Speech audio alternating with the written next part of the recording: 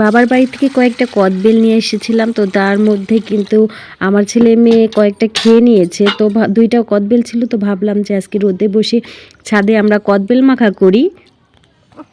কদবেল মাখা করব, তো কদবেল মাখা করার জন্য এই তো আমরা ছাদে চলে আসছি। ছাদে বসে আমরা তো রোদের মধ্যে কদবেল মাখা করব।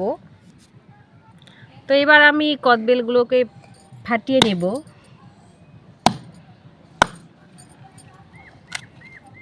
ওয়াও, একবারে গাছ পাকা কদবেল, অনেক মজা লাগবে খেতে। আর এইদিকে আমার ছেলে তো কদবেল দেখে ওয়াক ওয়াক করতেছে, কারণ সে মনে করছে যে কি নাকি, তো আসে রেখে দিয়েছিল।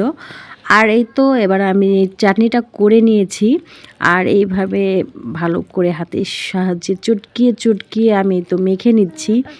আমি এই তো একটু খেয়ে দেখি কেমন হয়েছে। অনেক মজা, অনেক অনেক।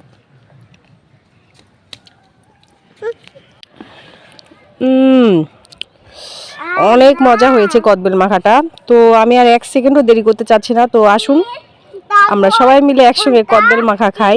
তো সবাই মিলে একসঙ্গে কদবেল মাখা খেতে খেতে শেষ করছি আজকের ভিডিও। দেখা হচ্ছে অন্য কোনো ভিডিওতে। ভিডিওটি কেমন লেগেছে অবশ্যই কমেন্ট করে জানাবেন। আল্লাহ হাফেজ সবাইকে।